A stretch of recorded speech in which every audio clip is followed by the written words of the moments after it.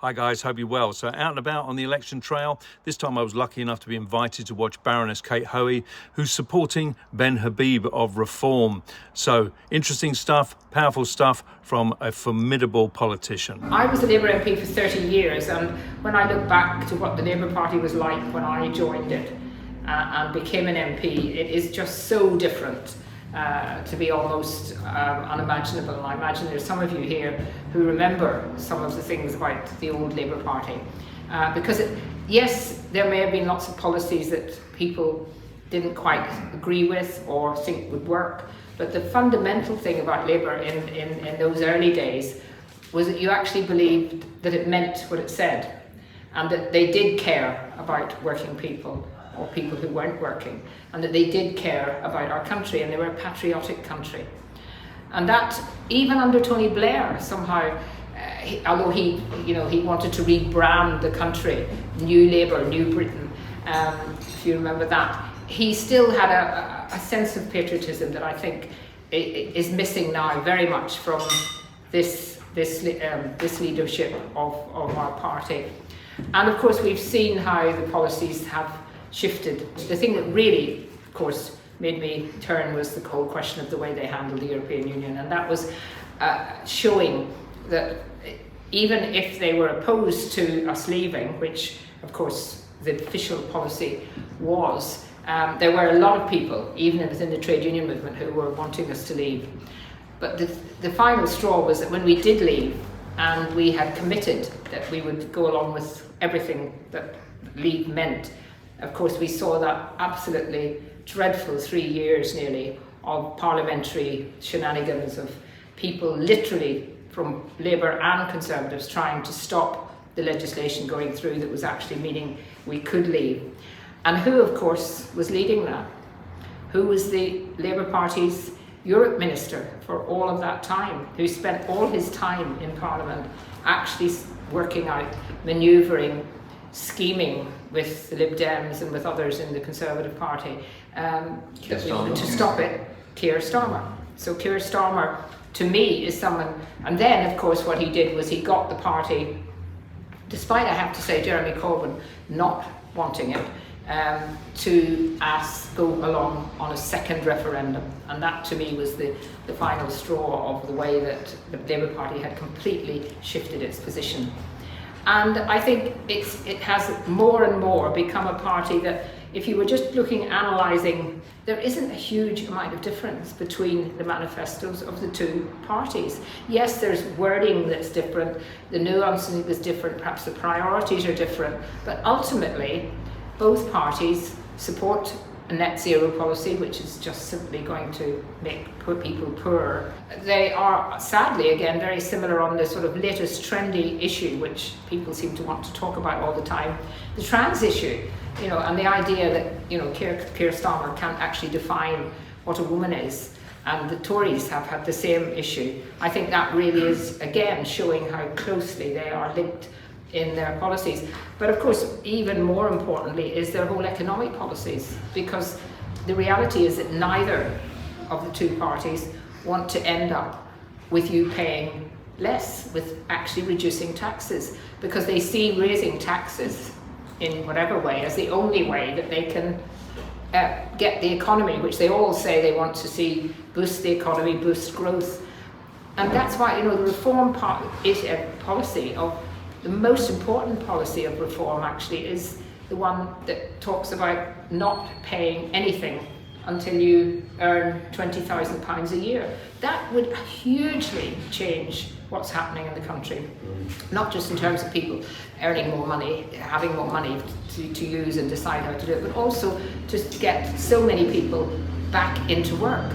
Because you meet people, and I meet people all the time, who know that if they're working full time, they end up, or they add an extra couple of hours or an extra day to what they're doing, they end up losing. So it's not worth them working, full time for many, many people. And I think that's wrong. It's a wrong attitude. But you can understand why people do it.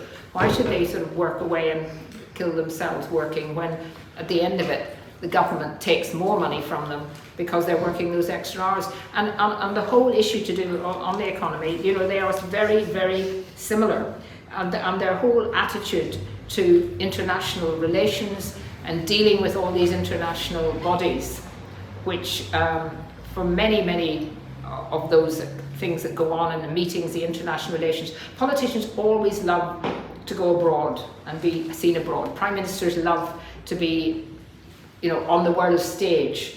And of course, all these big bodies that Reform has actually mentioned in their manifesto are an opportunity for politicians to show themselves as if they're very important in these international gatherings. And I think that that's something, again, which I just sort of dread the idea of, either we've seen how Rishi Sunak handled it, and now seeing Keir Starmer internationally. I find it difficult now to believe what Labour is saying really in its manifesto, and I don't believe, obviously I can't believe the Conservatives, because they've already gone against so much of what they said they would do. And when you think that there was a majority of 80 for the Conservatives, and that they had a mandate to get Brexit completed, what happened is just, how can anyone consider that Conservatives are serious? If we want to change, if we want to get radical change, you have to vote what you believe in. No party, no political party owns the electorate. I mean, they don't have the right to say, well, we're the party that you must vote for us, because if you vote for anybody else, then you're going to let our main opposition in. So that I think, and I think the public understand that, and I think the public understand that this is an opportunity, this election. So I believe more and more that Reform should be attacking the Labour Party. And I think they're beginning to do that because it's the Labour Party who is now the main opposition to and the likelihood of becoming a government. And we can't allow them to have a huge majority. It will just be disastrous. Although the positive thing about a big majority, having been in a Commons where we did have a big majority, what it does do is a lot of Labour MPs then, they all can't be ministers or junior ministers or chairs of select committees, and they actually spend a lot of time in London pretty bored, because there's nothing actually for them to do in Parliament, otherwise occasionally come in as voting fodder. Therefore, I think what is more likely to happen if you have a big majority, that they will start to, the really only thing that they can do really well is in the tea room, is start plotting. And they're usually plotting to see whether how they can be moved up or moved around, or how they can get rid of somebody else who might allow them to become the chairman of a committee. Or who's going to be the next leader, because Keir won't stay forever, even if he wins with a big majority. And therefore, there is that other side of having a big majority, that the media will fall out very quickly. I mean, at the moment they are so kind of biased almost, aren't they, in every way towards anti-reform and anti the Conservatives and pro-Labour. But that will change, because journalists, want stories, and they want things that they can get into the headlines. So, I don't think, what I'm trying to say is that I don't think we should be too depressed if it ends up with a big, I'd rather not have a big majority, and I'd rather not have a Labour government, but I don't particularly want, or in any way want, a Conservative government. So we end up with, we have to vote in the constituency where there is an excellent Reform candidate for Reform. It's just so much common sense. And then, whatever happens in the election, Reform needs to really get itself organised as a proper political party. I'm not saying it's not a proper political party, Ben, but you know what I mean. It's got to be more organised in terms of members who are members feeling that they're involved in how the policies are made, discussing things, being more involved. It's a new party. They couldn't have fought this general election with having the involvement of everybody. But that would have to change after this election, and it will change, particularly if there are a number of Reform MPs. So if you're out on the doorstep now, I think the emphasis now in this constituency should be to get some of those Labour voters to come out and vote Reform and work on the Labour Party a bit more here, because I think a lot of the Conservatives will have made up their minds, and if you could double what you got from Conservative votes in the general election, and then get the others who are just fed up with everybody. I think, you know, there is a real chance of winning here. I know a lot of people say there isn't. You know, how can you possibly be a Conservative majority and a Labour majority that won just recently?